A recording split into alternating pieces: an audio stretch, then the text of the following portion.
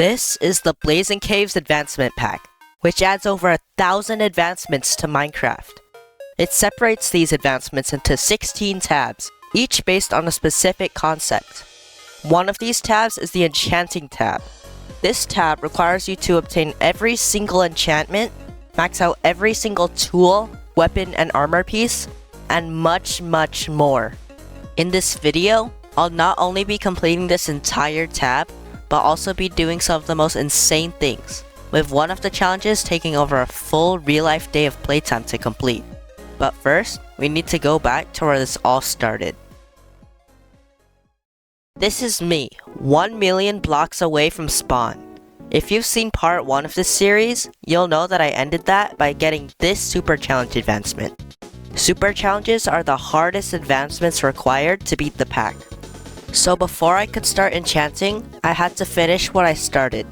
Back in the first video, I stayed in the nether for 20 days. But that's only 2/3 of the advancement where I had to stay awake for 30 days. So for the next 10 days, I needed to figure out what I could do when I was nowhere near my base. So you know what I did? I yearned for the mines. I decided to overlap staying awake with staying underground. There was a lush cave and an ancient city right below me, so I built the warden switch to safely loot the ancient city. But for some reason I still don't know, the warden switch decided not to work and a warden spawned anyway. So naturally, I got the heck out of there. I collected a ton of underground stacks like amethyst, moss, and ores before I completed the advancement and was able to explore the surface by doing stuff like looting a shipwreck, digging up buried treasure, growing lush trees, getting a clock, and crafting more kelp than anyone could ever need. But then before I knew it, my time here was up. I stood there and watched the sunrise that meant I was free.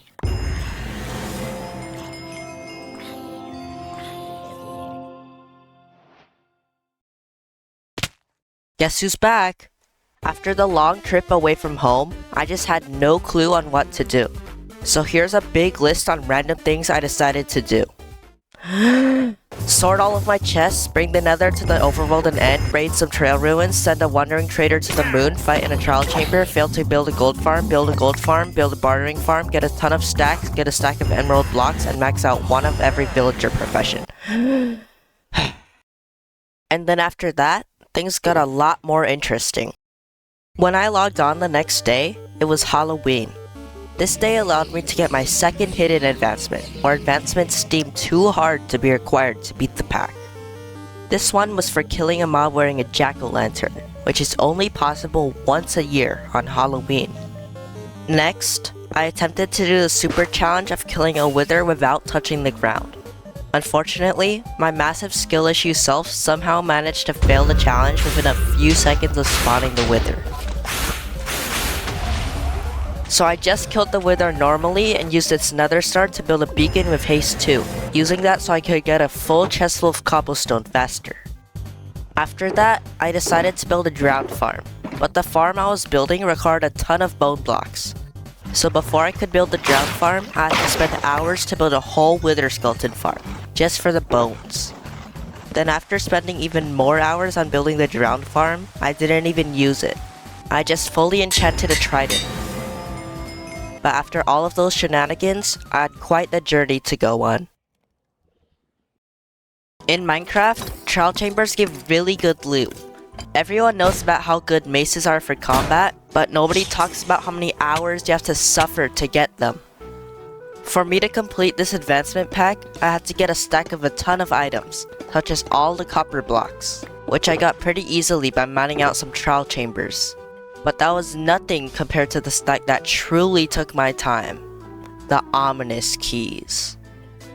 First of all, to even have a chance at getting one, you have to fight a ton of boosted mobs, which could kill you if you aren't paying attention. And also, each time you defeat all of those mobs, you only have a 30% chance of getting a key, so you'd have to fight over 200 waves of mobs on average. So that's what I did. For the entire 10 hours of playtime, for the next 3 months of real time, my entire world was just join, find a chamber, loot it all, leave, and repeat. Until finally, after all of that suffering, I completed the stack. I still had to loot the trial chambers for the mace, windburst books, and the regular keys, but that doesn't really matter compared to the torture I had already suffered through.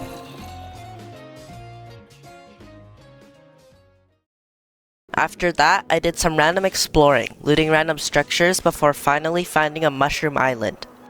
This was important because of the super challenge advancement called Nuclear Fusion, requiring you to strike 4 mobs with lightning, including the mushroom.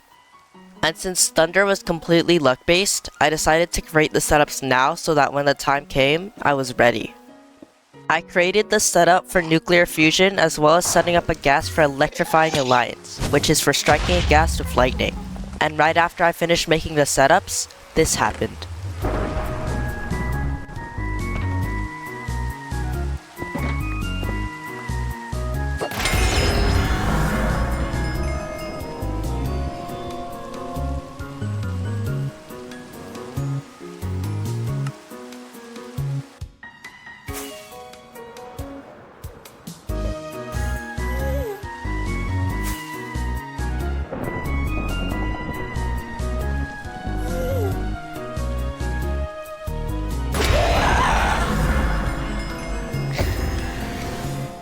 What were the chances of that?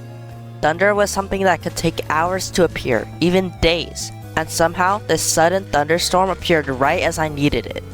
This was huge, because getting those advancements meant there's only one thunder-related thing left in the entire pack, which is a story for a future video.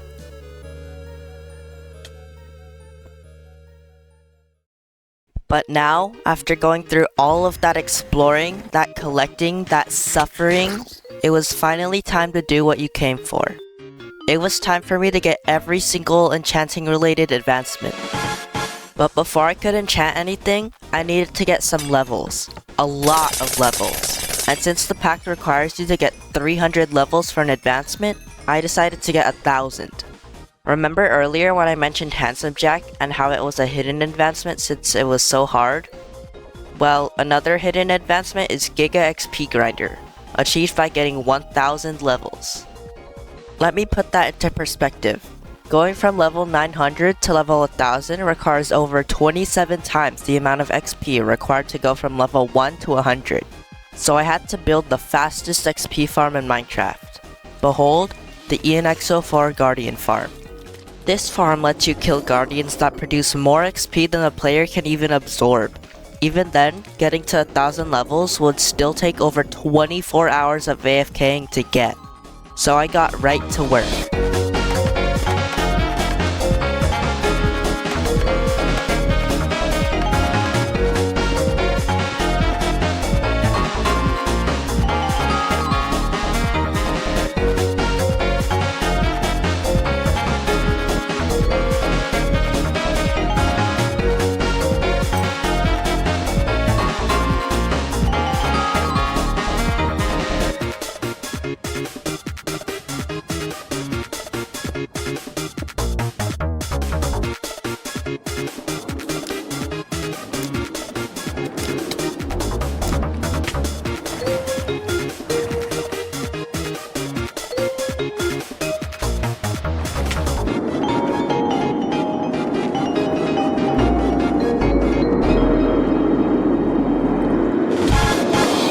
After that farm, I decided to build another portal on the nether roof so that I could fly from my base to the guardian farm faster.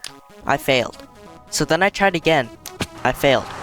But third time was the charm, and I managed to get it to work so I could finally AFK the farm for the 24 hours I needed to. As I killed the guardians, I completed some challenging advancements. I killed 25,000 mobs and got 300 levels. But when I woke up the next day, this is what I saw.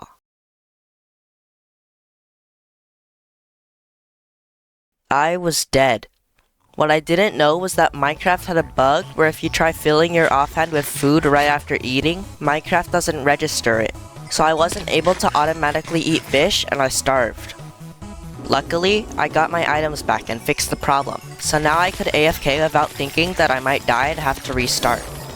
I got advancements such as eating 5,000 food items and playing for a full year, and then after even more AFKing, it was finally all over.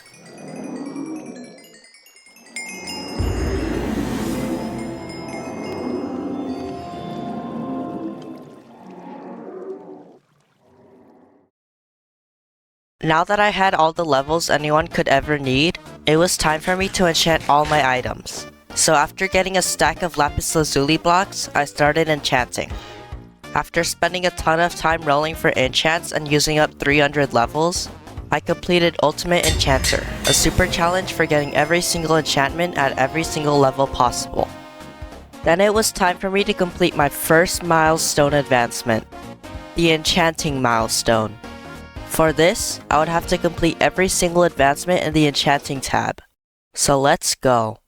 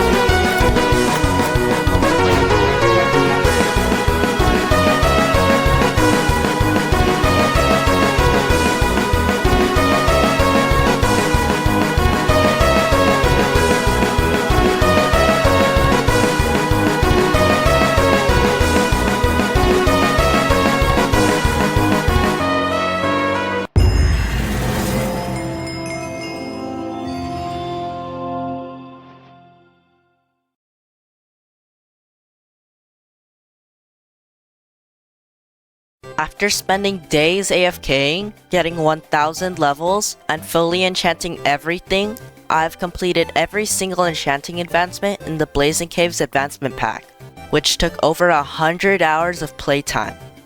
But all that was just one of the 16 tabs this pack has to offer, so there's still lots to do and multiple videos to be made. If you thought this video was impressive, my next video about BACAP will be even crazier, so make sure to subscribe so you don't miss the next parts of this series. Anyways, thanks for watching.